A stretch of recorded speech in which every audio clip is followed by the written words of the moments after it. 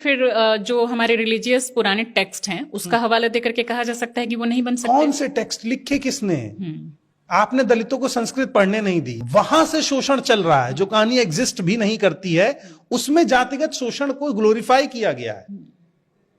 तो जब आपने पढ़ने दिया नहीं, लिखा खुद आपने, मंदिरों में घुसने दिया नहीं, भगवान को डिफाइन किया आपने, अच्छा खाना आपको मिला, मुझे जूठन मिली, पढ़ने का प्रिविलेज आपको मिला, मुझे स्कूल के बाहर बैठने को मिला, गांव में रहने का प्रिविलेज आपको मिला, मुझे गांव के बाहर रहना पड़ा, मैंने तालाब का पानी पिया, आपने कुएं का पानी पिया। तो मेरे डीएनए और आपके डीएनए में जमीन आसमान का फर्क है।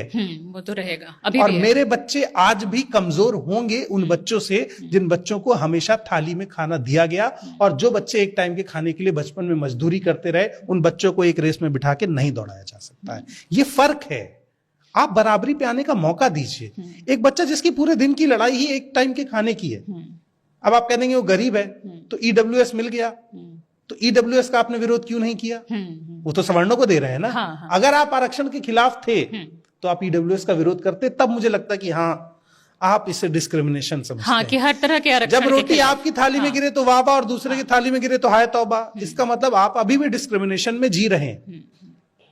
अच्छा, शहर में जो अंकल आंटियों से बात करो तो वो लोग अक्सर बोलते हैं कि अब कोई डिस्क्रिमिनेशन कस्बों या गांवों में नहीं है, जबकि आज भी आए दिन इस तरह की खबरें छपती हैं कि घोड़ी पे नहीं चढ़ने दिया गया, या मंदिर में वो गए किसी ने पहचान लिया। जैसे नए बच्चे हैं तो वो जैसे जीन्स वीन्स पहने हैं तो बहुत बार लोग नहीं पहचानते। गांव के जो बुजुर्ग हैं उनको तो पहचान लिया जाता है, लेकिन जो उनके बच्चे बच्चे होते हैं वो मंदिरों में जाने की कोशिश करते पकड़े गए, उनको लोग नहीं पहचान पाए, तब तक वो जाते रहे। जैसे ही पहचाना गया कि ये फलनवा का बेटा है, पकड़ के उसको पीट दिया गया।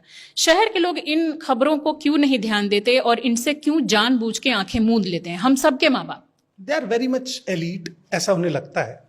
उनके सवालों का जवाब डेटा ही है। हिंदुस्तान में आईएएस हैं 5,577, इसमें से कितने ओबीसी होंगे? 4.3%। अच्छा, काफी 245। ओके। एससी कितने होंगे? अब बताते रहो डाटा। एससी 2.4% है, 135, और एसटी 67 है केवल। ओके, यानी बाकी जितना बचा 80% लोग सवर्ण बैठे हुए हैं। इसके पीछे अब वजह क्या मानते हैं? क्योंकि अब तो लगभग 80 साल से रिजर्वेशन है। NFS, not for suitable. Okay, जो आजकल यूनिवर्सिटीज में एक नया टर्म चला है। ओके।